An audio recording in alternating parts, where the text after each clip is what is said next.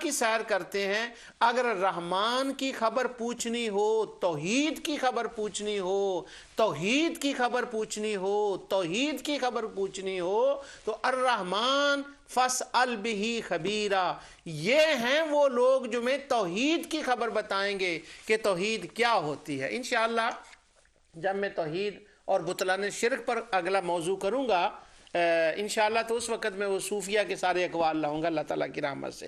تو اب سیرت کا آپ کو پتہ چل گیا کہ سیرت کیا ہے۔ اب سیرت کا تعلق ہو گیا نبی کریم صلی اللہ علیہ وسلم کی تعلیم کے ساتھ، اور میلاد کا تعلق ہو گیا نبی کریم صلی اللہ علیہ وسلم کی ذات کے ساتھ۔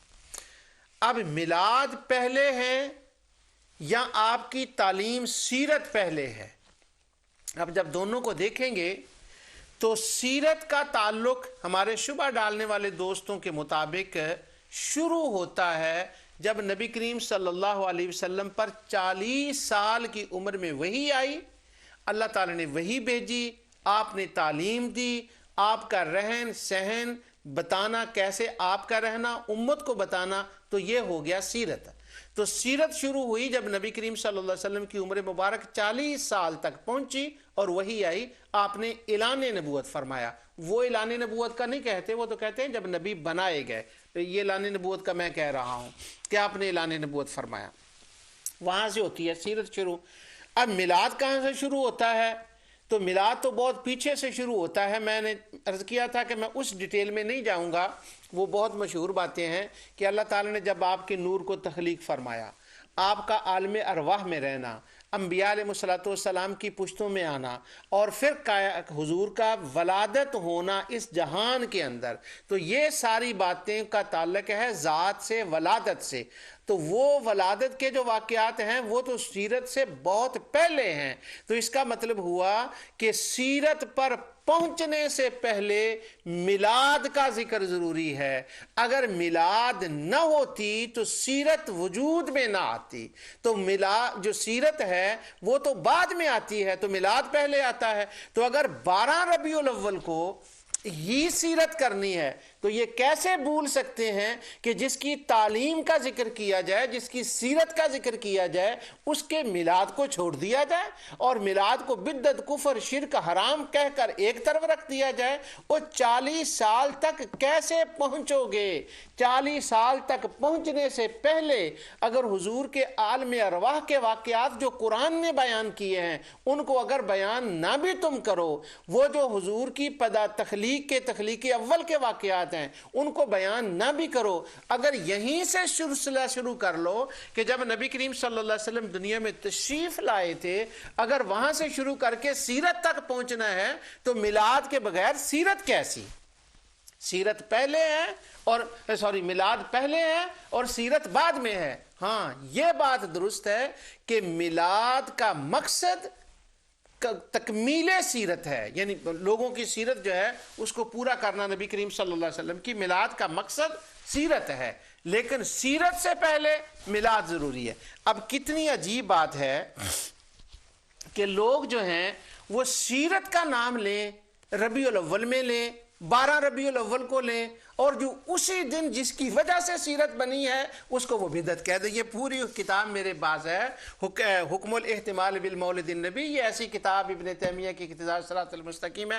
جتنی میلاد کے خلاف کتابیں لکھی گئی ہیں، میں نے الحمدللہ یہ پروگرام کرنے سے پہلے اور بہت پہلے بھی میں نے ان کا مطالعہ کیا ہوا ہے، جب میں وہ اپنی ٹریڈیشنل اسکالرشپ کتاب لکھ رہا تھا اسے 18 سال پہلے، لیکن میں اس میں کنفیوز رہا ہوں، آج تک کنفیوز ہوں، آج تک کنسیپٹ میرے لیے یہ کلیئر نہیں ہو سکا کہ جو بندہ 12 کو سیرت النبی کرے، اس کے باوجود کہ اسے پتا ہے کہ خلفائے راشدین نے نہیں کیا، بلال نے نہیں کیا، حضرت امام بخاری نے نہیں کیا، مسلم نے نہیں کیا، اس کے باوجود وہ ربیع الاول کے مہینے میں اگر 40 سال کے بعد جو زندگی بقول ان کے سیرت والی شروع ہو رہی ہے، اس تاریخ کو اس کا کرنا تو جائز ہے، اور اسی تاریخ کو جو میلاد ہوا ہے اس کا کرنا بدعت کیسے ہو گیا؟ یہ کنسیپٹ مجھے آج تک کلیئر نہیں ہو سکا۔ اور اگر کوئی کہے کہ حضرت ابوبکر نے نہیں کیا تو میلاد کانفرنس بھی تو حضرت ابوبکر صدیق نے نہیں کی۔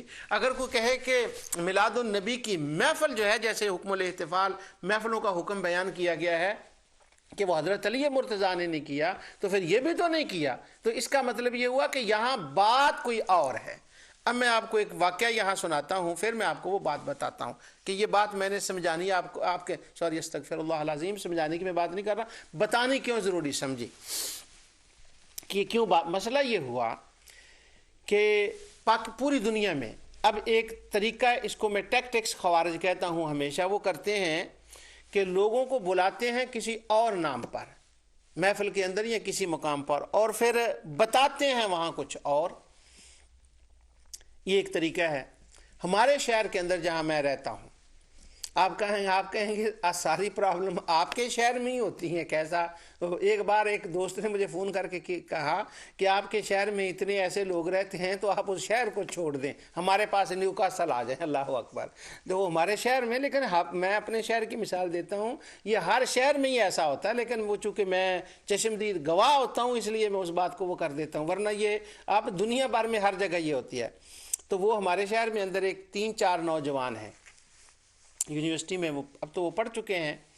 انہوں نے کہا کہ ہم نے بدعت اور شرک کو ختم، 3 چیزوں کو انہوں نے تہیہ کیا ہوا. وہ کہتے ہیں ہم مانوی اولاد ہیں حافظ ابن تیمیہ کی، فخر سے کہتے ہیں جی میں مانوی اولاد ہوں حافظ ابن تیمیہ کی. اس طرح فخر سے وہ کہتے ہیں ہم نے دنیا اس شہر کے اندر پہلے اور پھر باقی 7 شہروں کے اندر، پھر پوری دنیا میں ہم نے 3 چیزوں کو ختم کرنا ہے مسلمانوں کے اندر سے، شرک، بدعت اور حرام. تو یہ 3 ان کا ایم ہے کہ ہم نے یہ کرنا ہے. تو میں جب وہ مجھے ملتے ہیں تو میں مسکراتا ہوں، میں کہتا ہوں یہ ایم امیر المومنین سیدنا علی مرتضیٰ رضی اللہ تعالیٰ کے خلاف خوارج نے شروع کیا تھا، حروریہ نے شروع کیا تھا، اور اتفاق سے وہ خود کو کہتے فخر کرتے ہیں حروریہ کہنے میں، لیکن تھوڑا سا وہ ایکسینٹ تبدیل کر لیتے ہیں. انہوں نے ایک بچوں، وہ جو لڑکے ہیں، انہوں نے 3-4 کلب بنائے ہیں. کلب کا مطلب وہ ڈانس کلب نہیں میں کہہ رہا، شراب پینے والے نہیں. اس کو کہتے ہیں یہ کرکٹ کلب ہے، پھر کہتے ہیں یہ سوئمنگ کلب ہے، یہ انہوں نے اس کے نام رکھے ہیں. سوئمنگ کلب ہے، یہ کرکٹ کلب ہے، یہ فٹ بال کلب ہے. تو وہ 3 انہوں نے کلب بنائے ہوئے ہیں، اور کلب کا مطلب یہ ہے کہ وہ بچوں کو ساتھ لیتے ہیں، وہاں جا کر ان کو ٹرین کرتے ہیں، کرکٹ کیسے کھیلنی ہے، فٹ بال کیسے کھیلنا ہے، اور پھر وہ بک کرا لیتے ہیں. جو تیرنے والے تالاب ہوتے ہیں یہاں انگلینڈ کے اندر وہ بنے ہوتے ہیں، سوئمنگ پول جو ہوتے ہیں، تو ان کو وہ بک کرا لیتے ہیں، تو پھر وہاں پر وہ بچوں کو تیرنا بھی سکھاتے ہیں. اب یہ دیکھیں سکھانا کیا ہے، کرکٹ، اور نام ظاہر کیا ہے، کرکٹ، ظاہر نام کیا ہے، فٹ بال، ظاہر نام کیا ہے، سوئمنگ. اور جب وہاں بچے جاتے ہیں پھر ان کو وہ بٹھا لیتے ہیں. بٹھانے کے بعد وہ ان کو بتاتے ہیں یہ دیکھیں یہ شرک، یہ بدعت، یہ حرام. یعنی ان کا مقصد فٹ بال یا سوئمنگ یا کرکٹ کا ہوتا ہی نہیں. یہ کیوں کرتے ہیں؟ کہتے ہیں اس نام سے لوگ آ جاتے ہیں، تو ہم ان کو آگے سے شرک، بدعت اور حرام کے خلاف بتاتے ہیں کہ تم ان سے بچو. تو وہ جو انہوں نے کلب بنائے تھے، میرا چھوٹا بیٹا ہے منذر، وہ بھی اس کلب میں جانے لگا. مجھ سے اس نے پوچھا کہ میں نے ان کے کلب میں جانا ہے، وہ کرکٹ سکھاتے ہیں اور وہ کافی سہولتیں بھی ہوتی ہیں، بعد میں برگر بھی کھلاتے ہیں. یعنی اگر ہم یہ کہیں نا کہ میلاد ہے اور اس کے بعد ہم آپ کو یہ تھوڑے سے چاول، سموسے، پکوڑے کرا دیں گے، تو وہ کہتے ہیں یہ بدعت ہے، یہ حرام ہے، اور جہاں یہ ہو وہاں جانا حرام ہے. اور خود سوئمنگ پول، اور پھر اس کے بعد کرکٹ، اور اس کے بعد فٹ بال بچوں کو سکھانا، اور بعد میں برگر کھلانا، ان کو کوکا کولا بنانا، جو ہم ختم میں میلاد میں کرتے ہیں سارا کچھ وہی. لیکن فرق یہ ہے کہ اگر وہ کرکٹ کے نام پر ہو، اگر وہ فٹ بال کے نام پر، سوئمنگ کے نام پر ہو، تو برگر بھی جائز، کوکا کولا بھی جائز، سب کچھ جائز. اور اگر میلاد کے نام میں ہو تو پھر سب کچھ حرام. اور جب سیرت النبی کا جلسہ کراتے ہیں تو پھر یہ سارا کچھ جائز ہو جاتا ہے. تو وہ منذر احمد بھی ان کے پاس جانے لگا، کہنے لگا ابو برگر کھلاتے ہیں وہ ہوتا ہے، اور فٹ بال اچھا سکھاتے ہیں. میں نے کہا بیٹے جاؤ. وہ منذر احمد میرا بیٹا چلا گیا. اب انہوں نے وہ جب سکھاتے تو ہر سیشن کے بعد وہ میلاد کو لے کر بیٹھ جائیں، اور پھر سیرت النبی کے لیے بچوں کو کہیں کہ ہم نے وہ سیرت النبی کرنی ہے تو وہاں جائیں اور آ جائیں.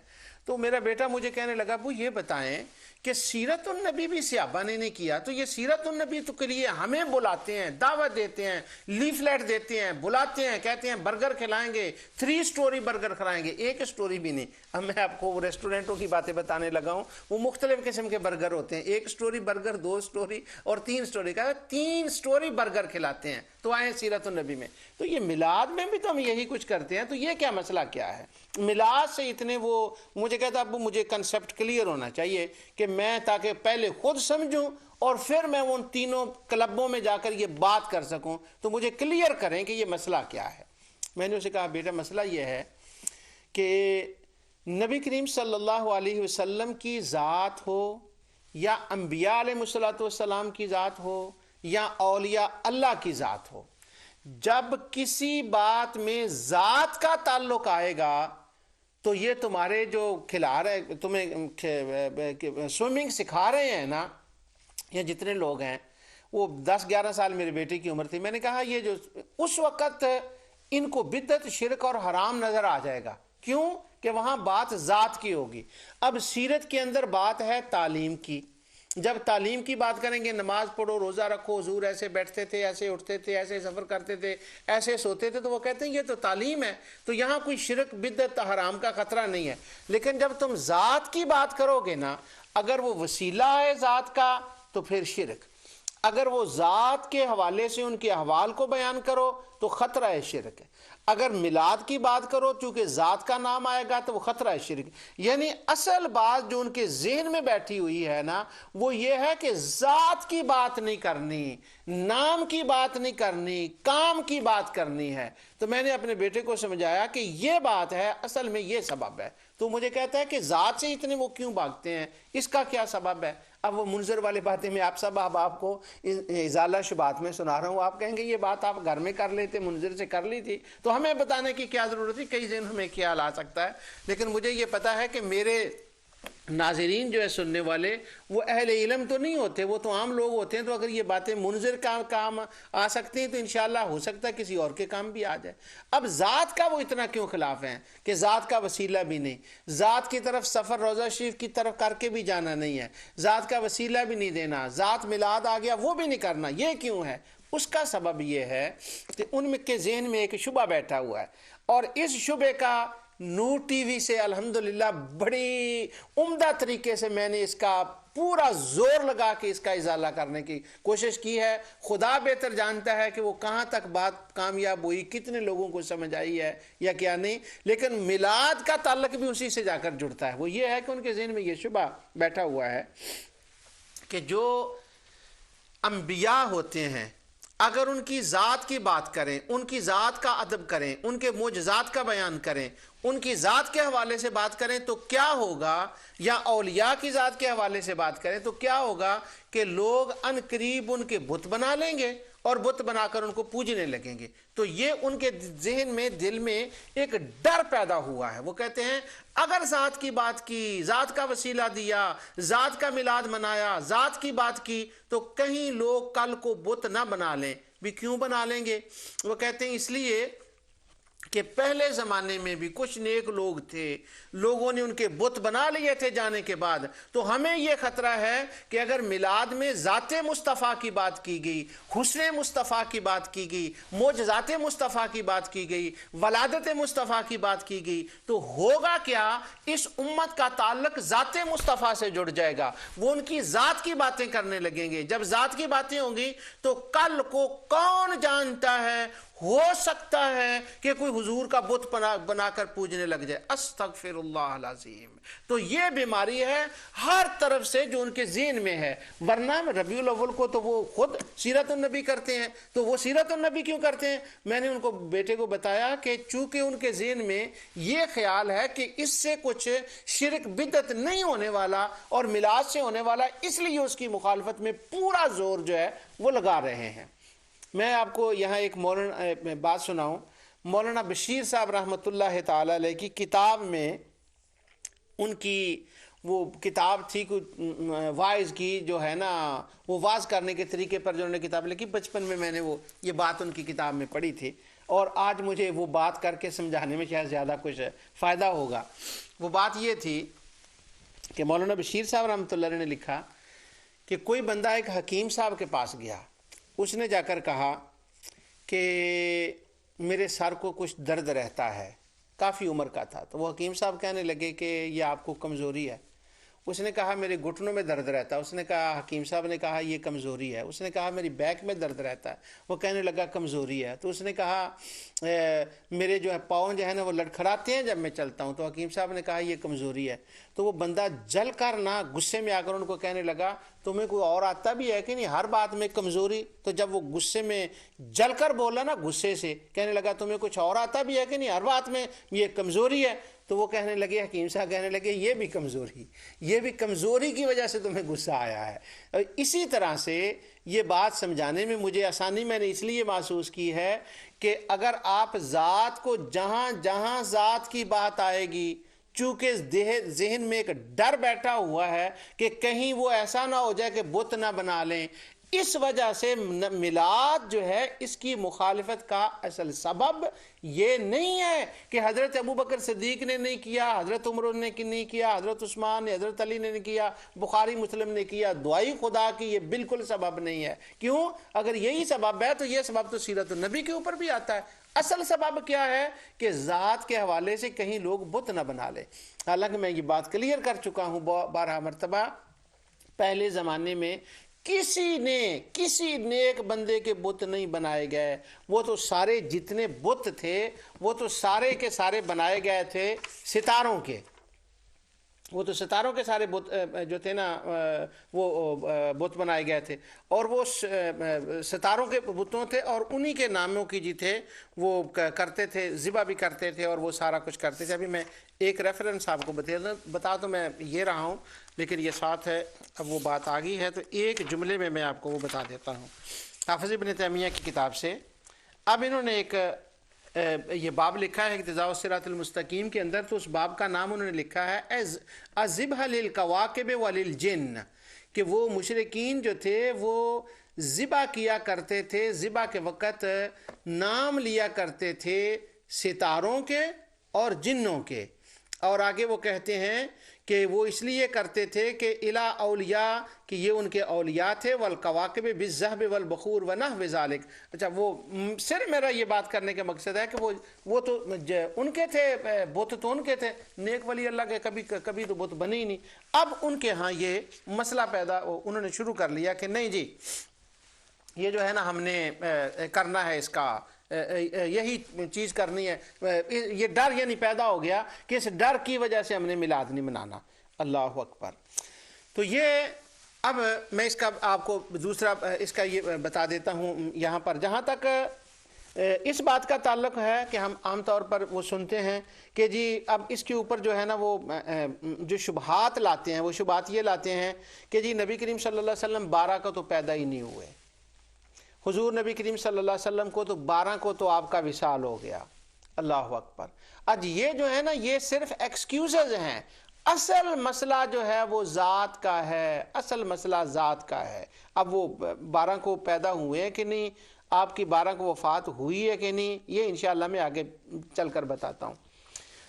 اب محدثین نے ذات کے حوالے سے جب ہم دیکھتے ہیں, امام ترمذی ہوں, امام بخاری ہوں, امام مسلم ہوں, تمام محدثین نے نبی کریم صلی اللہ علیہ وسلم کی ذات کے بارے میں, شمائل کے بارے میں, آپ کے اعزاء کے بارے میں صحابہ اکرام نے قصائد لکھے.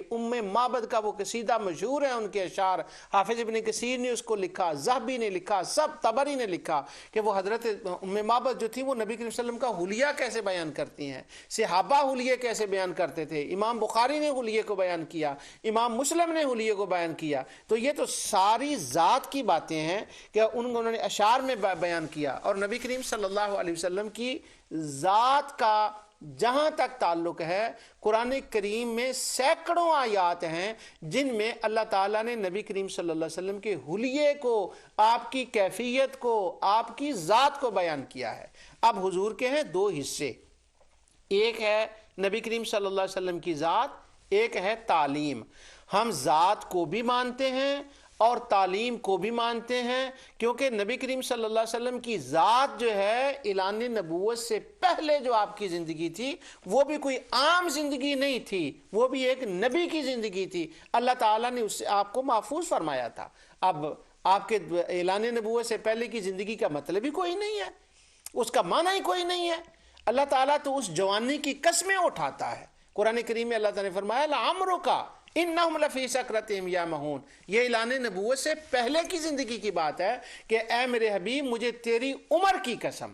اور قرآن سورہ یونس کے اندر اللہ تعالیٰ فرماتا ہے فَقَدْ لَبِثْتُكُمْ فِيكُمْ عُمُرًا مِّن قَبْلِ، مشرکین مکہ کو حضور مخاطب کر کے کہتے ہیں کہ اب میں نے وہ 40 سالہ زندگی تمہارے اندر نہیں گزری، اب وہ ساری ذات کی تو باتیں ہو رہی ہیں، ابھی اس وقت وہ سیرت کا آپ کے اعتبار سے تو وہی نہیں آئی، سیرت تو ابھی شروع نہیں ہوئی، تو نبی کریم صلی اللہ علیہ وسلم تو ساری ذات کی بات بتا رہے ہیں۔ اب ذات کی ایک بات کا حوالہ میں اور دے دوں آپ کو، پھر میں اگلی بات بتاتا ہوں۔ میں یہ بتا رہا ہوں کہ اس کی مخالفت کا سبب کیا ہے، کہاں جا کر یہ تار جڑتی ہے، وجہ اس کی کیا ہے، کیوں میلاد کی اتنی مخالفت ہے اور کتنی مخالفت ہے، یہ میں نے آپ کو بات بتانی ہے۔ قرآن کریم میں اللہ تعالیٰ نے فرمایا الذین آتیناہم الکتاب یعرفونہ کما یعرفون ابناہم، یہ جو یہود ہیں ان کو جن کو کتاب دی گئی، اللہ تعالیٰ نے فرمایا کہ یہ آپ کو ایسے پہچانتے ہیں جیسے اپنے بیٹوں کو پہچانتے ہیں۔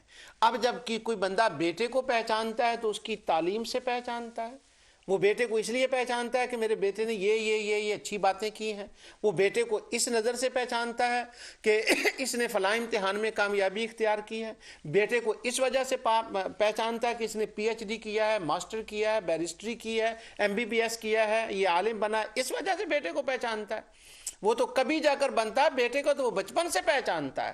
اور نبی کریم صلی اللہ علیہ وسلم نے فرمایا بیٹے یعنی وہ جب بچے تھے، بچوں کو جیسے پہچانا جاتا ہے، یہ اہل کتاب آپ کو اس طرح سے پہچانتے ہیں۔ تو اب یہاں بات ذات کی ہو رہی ہے یا بات آپ کی تعلیم کی ہو رہی ہے، بات آپ کی ذات کی ہے یا احوال کی ہے، بات آپ کی ذات کی ہے یا آپ کے وہ زندگی گزارنے کی بات تو نہیں ہو رہی، وہ تو ابھی بعد میں جا کر ہوئی ہے۔ کس طرح سے، بچوں کی طرح کیسے پہچانتے تھے، اس پر اگر موقع ملا تو میں کسی اگلے پروگرام میں انشاءاللہ اگر میں نے میلاد کے ثبوتوں کا کہیں وہ بیان آ گیا تو میں اس کے اندر بیان کروں گا، وہ کہ یہود جو تھے یثرب کے، وہ نبی کریم صلی اللہ علیہ وسلم کی ذات کے بارے میں اشعار پڑھتے تھے، آپ کی زلفوں کے بارے میں، آپ کے چہرے کے بارے میں انہوں نے اتنا حضور کا ذکر کیا تھا۔ ان کے پاس کتاب تھی، بلکہ اہل کتاب اصل کہنے کا ان کا مطلب ہی ان کو یہ ہے، ان کو جو اہل کتاب کہا گیا اس کے دو سبب ہیں، ورنہ کتاب تو ان کی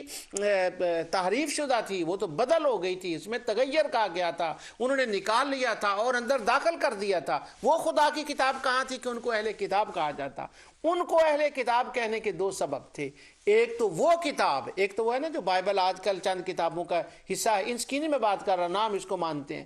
ایک کتاب وہ کتاب تھی جس کتاب کے اندر حلیہ مصطفیٰ تھا، جس کے اندر حضور کی زلفوں کا ذکر تھا، حضور کے نالین پاک کا ذکر تھا، حضور نبی کریم صلی اللہ علیہ وسلم کے کپڑوں کا ذکر تھا۔ اٹھائیں کعب احبار کی وہ روایات جن کو محمد بن اسحاق نے مغازی میں ذکر کیا ہے، سیرت النبی میں جن کا ذکر ہے، حافظ ابن کثیر نے ذکر کیا، ذہبی نے ذکر کیا، اس نے حافظ ابن کثیر نے ذکر کیا، حافظ ابن القیم نے زاد المعاد کے اندر ذکر کیا۔ وہ جو حضور کے تھے نا، نبی کریم صلی اللہ علیہ وسلم کی ذات کے بارے میں وہ اتنا پڑھتے تھے، اتنا جانتے تھے کہ اللہ تعالیٰ نے فرمایا یہ ان کو اتنا جانتے ہیں جتنا آپ کے اپنے بچوں کو جانتے ہیں۔ تو یہ ساری باتیں تو ذات کی ہو گئی۔ اور دوسرا، قرآن نے جس کی تصدیق کی ہے مصدقا لما معکم، کہ قرآن ان کی کتابوں کی تصدیق کرتا ہے، تو ان کتابوں کے اندر تو وہ ٹرینٹی اور وہ سارا اور انبیاء علیہ السلام کے اوپر الزامات ہیں، وہ ہیں، ان کی قرآن تصدیق کرتا ہے۔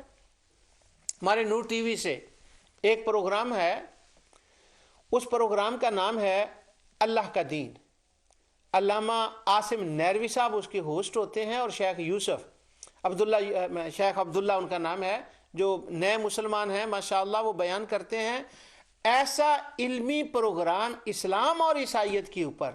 میں نے اپنی زندگی میں الحمدللہ میں خدا کا شکر ادا کرتا ہوں کہ میں نے اسلام اور عیسائیت کے مناظرے پڑھے، گفتگو کیے، کھویا ہزارہ مرتبہ ہوا ہے، اور جو اس وقت معاملہ چل رہا ہے اظہار الحق، مولانا رحمۃ اللہ کرانوی نے کتاب لکھی، وہ بھی میں نے دیکھی ہے۔ لیکن یہ جو علامہ عاصم نیروی اور شیخ عبداللہ یہ جو پروگرام کر رہے ہیں، جتنی یہ معلومات دے رہے ہیں، کم از کم پچھلے کئی صدیوں میں اتنا کام نہیں ہوا، بہت بڑا کام ہے، بہت بڑا کام ہے وہ جو وہ کر رہے ہیں. تو اب کیا ہوا ہے, کیوں اس کا کیا اس کا ہوا ہے کہ کیوں ان کو اہل کتاب کہا گیا ہے, اہل کتاب کیوں مانا گیا ہے, کس کتاب کی قرآن تصدیق کر رہا ہے؟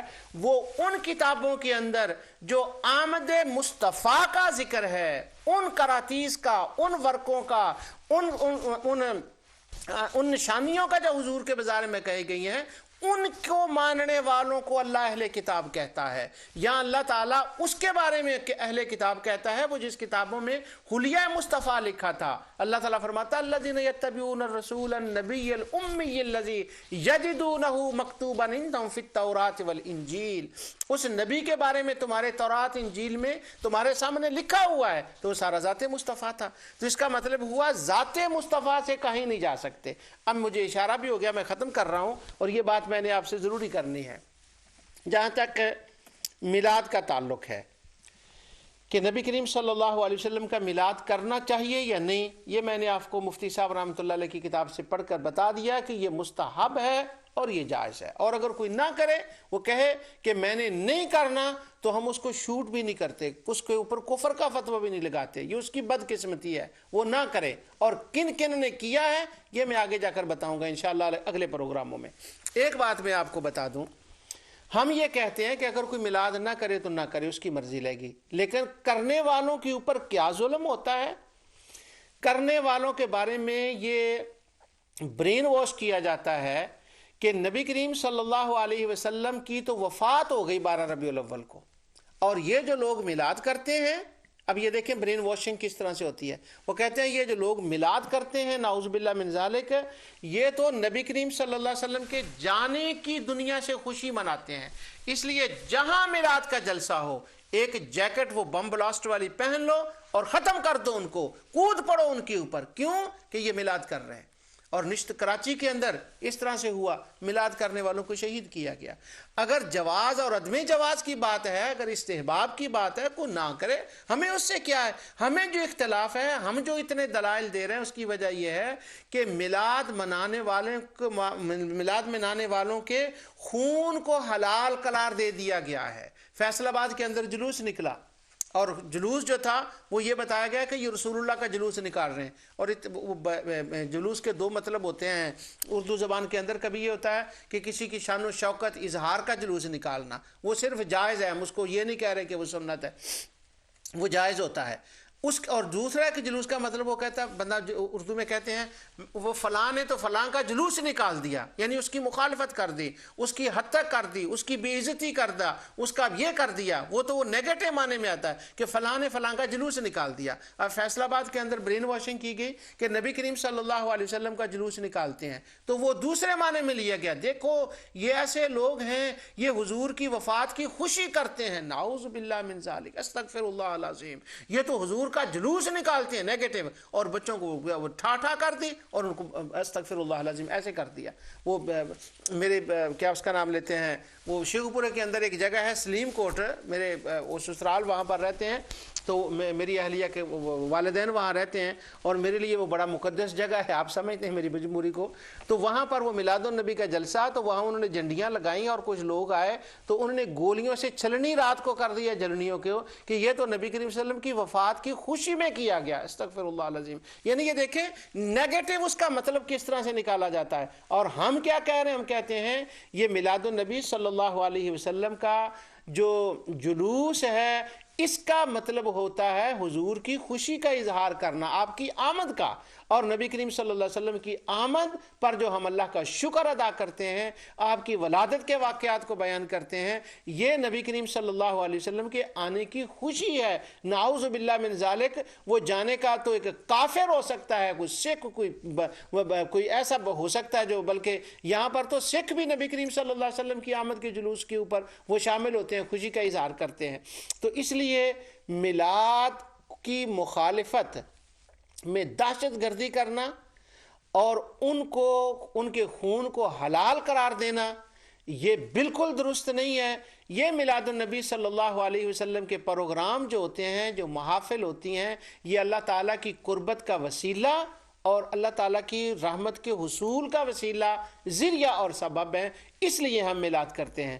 آج میں نے میلاد النبی صلی اللہ علیہ وسلم کے اوپر اللہ تعالیٰ کی رحمت سے انٹروڈکشن آپ کو کیا ہے کہ میلاد کا تعلق ذات سے ہے، اور ذات کے احوال کو تمام محدثین نے بیان کیا، مفسرین نے بیان کیا، مورخین نے بیان کیا، خود رب العالمین نے اپنی کتاب کے اندر بیان کیا، اور یہ ہم کرتے ہیں۔ اور اس کا کیا ثبوت ہے اور کیا معاملات ہیں کہ اس کو بدعت کہنا چاہیے کہ نہیں، بنتا ہے کہ نہیں، اس کی تفصیل انشاءاللہ اللہ تعالیٰ کی رحمت سے اگلے پروگراموں میں ہوگی۔ جو کچھ میں نے کہا اللہ تعالیٰ اسے قبول فرمائے۔ وما علیہ الا البلاغ۔